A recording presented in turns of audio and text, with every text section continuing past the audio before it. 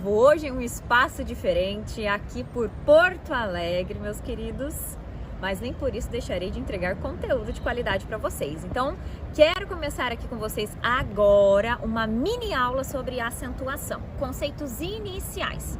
Para nós sabermos se uma palavra deve ou não receber acento, nós precisamos analisar dois fatos. Primeiro, posição da sílaba tônica e depois terminação, configuração dessa palavra, dos encontros ali vocálicos e finalização da palavra.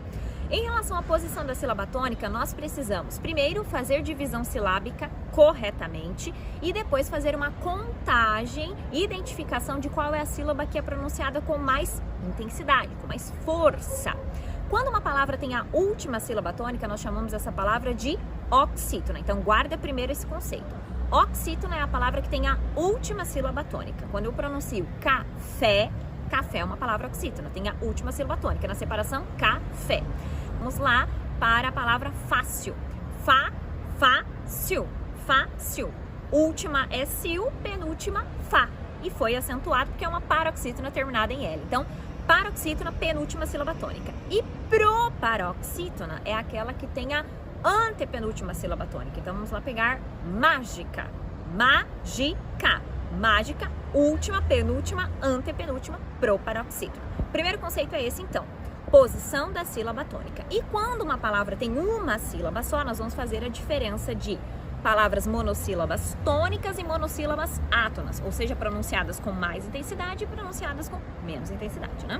Então, quando eu digo lá só é uma palavra monossílaba tônica. Agora, quando eu digo de, da preposição, já é uma monossílaba átona. Guarda esse conceito. Agora vem cá comigo. Últimos conceitos para nós terminarmos essa parte essencial.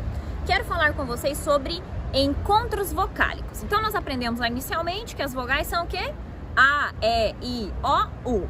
Mas, por entretanto, contudo, todavia, algumas dessas se manifestam sempre como vogais, pronunciadas com mais intensidade, e outras como semivogais, dependendo da configuração da sílaba. Semivogal significa que vai ser pronunciada com menos intensidade, mais fraca. Por que isso é importante? Porque toda sílaba em língua portuguesa permite somente uma vogal.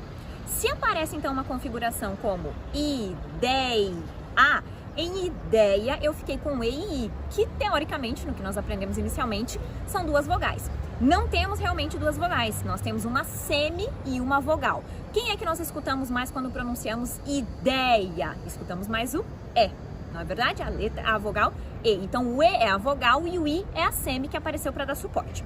Por que eu estou falando isso para vocês? Porque a partir desses encontros de vogais surgem os conceitos hiato, ditongo e tritongo. E hiato é quando nós temos duas vogais próximas na palavra, mas quando fazemos a separação silábica, essas vogais ficam separadas. Então, quando nós temos, por exemplo, saúde, em saúde, o A e o U estão próximos. Quando eu faço a divisão silábica, fica como sa-u-de. Então, o U ficou formando sílaba sozinho, eu digo que ele é um hiato, ok? Em ideia, eu tenho duas vogais, né? Você já sabe que uma semi e a outra é vogal. Então, ó, ideia, como duas ficaram na mesma sílaba, eu digo que isso é um ditongo, que pode se manifestar de maneira crescente ou decrescente. No caso de ideia, começou pelo som mais forte, que é o E, e foi pro I, que é o mais fraco. Então, é um ditongo decrescente. Começou no mais forte e desceu pro mais baixo, né? Pro mais fraco. E quando nós temos uma situação de tritongo, né? Que lá... Na escola, meus colegas falando 2 tongos, 3 tongos. Deixa isso pra lá. Nós temos 3 vogais na mesma sílaba. Então, vamos pegar Paraguai. Paraguai, ó. Paraguai. No guai ficou quem? Paraguai. U, A, I. Nessa situação, o que acontece? Nós temos duas semi e uma vogal. No caso aqui, quem é que nós escutamos mais? O A. Então, o A é vogal. Inclusive, o A é sempre vogal, tá? Guardem esses 3 conceitos. Hiato, ditongo e tritongo. Por quê? Porque isso vai aparecer em algumas regras específicas de acentuação. Que palácio é uma palavra que recebe acento?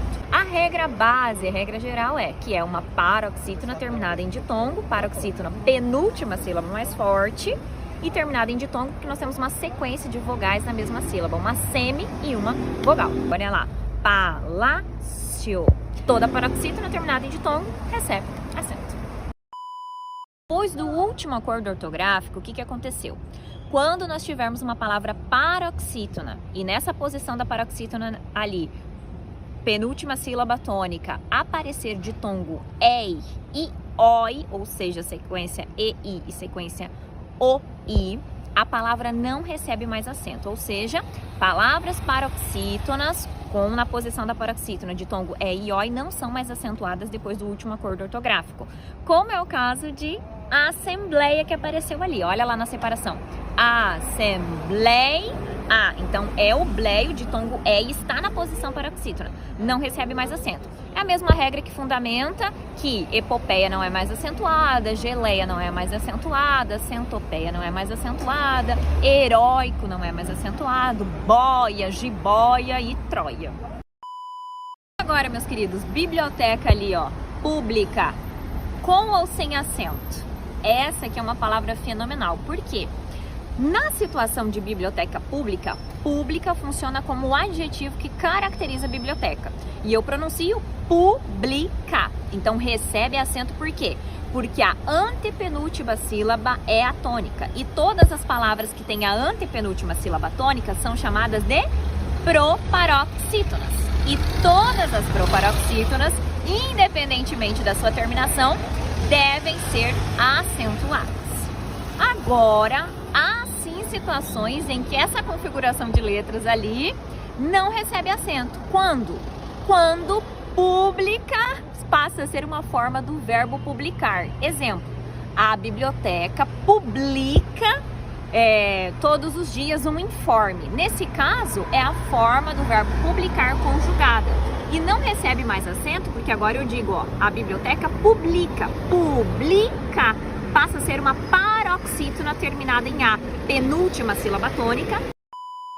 Agora, meu povo, às margens do Guaíba, regra de acentuação dos hiatos em língua portuguesa. O hiato, que é essa vogal formando sílaba sozinha, será acentuado quando? Quando for hiato I e U, seguido ou não de S. No caso, em Guaíba, nós temos um hiato, ó. Guai, nós temos ali essa sequência U, A e I. E quando separamos silabicamente, fica Guaíba. E o I é a sílaba tônica ali nesse caso. Então, leva acento porque é hiato I, formando sílaba tônica ali na palavra. Do mesmo jeito, pela mesma regra, nós acentuamos gravata, I, jacu, I, faísca. Em faísca nós temos o hiato I seguido de S. E gaúcho também, olha lá, gaúcho. Estavam próximos ali A e o U ficou formando sílaba sozinho, por isso é acentuado. E eu já ia me esquecendo. Sabia que quando o hiato tônico está seguido de NH, ele não recebe acento? Por isso que rainha não recebe acento. Ó. Nós temos um encontro de A e I, mas a sequência é NH. Então eu separo, fica assim formando um hiato, ó, rainha, mas não é acentuado, por causa da sequência de NH. Inclusive aqui nós temos uma particularidade, né? Que é aquela situação da divisão silábica que pode acontecer de outra maneira aqui, que muitos autores chamam de proparoxítona eventual. Porque como termina por um ditongo crescente, poderíamos fazer a seguinte separação: palacio. Mas da mesma forma, considerando como uma proparoxítona eventual, né, fazendo mais uma divisão silábica ali na parte do ditongo final, a palavra continuaria recebendo acento. Até a próxima dica!